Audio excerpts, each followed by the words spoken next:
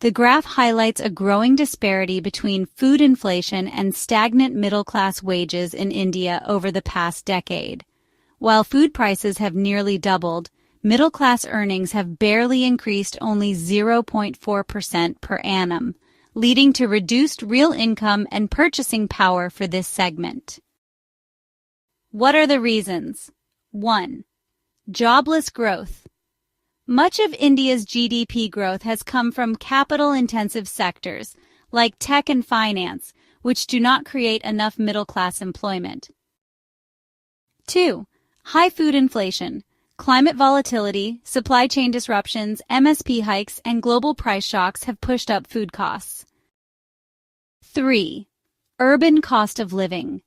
Rising costs in urban areas, rent, healthcare, education further erode middle-class disposable income. 4. Weak collective bargaining. The Indian middle class lacks strong unions or advocacy for fair wage reforms. How this will unfold if unchecked?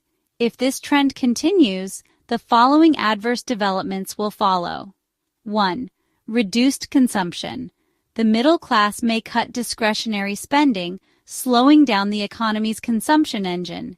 Increased debt burden.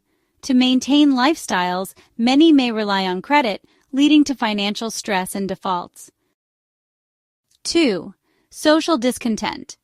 Growing inequality can trigger frustration, protests, and trust deficits in governance. 3. Stagnant human capital. Families may compromise on health and education investments, harming long-term productivity. 4. Brain drain. Educated professionals may increasingly seek opportunities abroad due to low domestic returns. If you are an IAS officer, what schemes would you bring in to address these issues? 1. Urban Job Guarantee Scheme, or UJGS, is modeled after the Mahatma Gandhi National Rural Employment Guarantee Act, but focuses on skilled urban employment. This includes sectors like public infrastructure, tech support, and green energy. It encourages wage growth through guaranteed minimum earnings. 2. Food Inflation Stabilization Mission, a centralized supply chain, monitoring and buffer stock policy for key staples. Use real-time data and AI to release stocks and curb hoarding and price volatility. 3. Middle-class tax relief and targeted subsidies. Tax deductions for rent, child education, and health insurance premiums.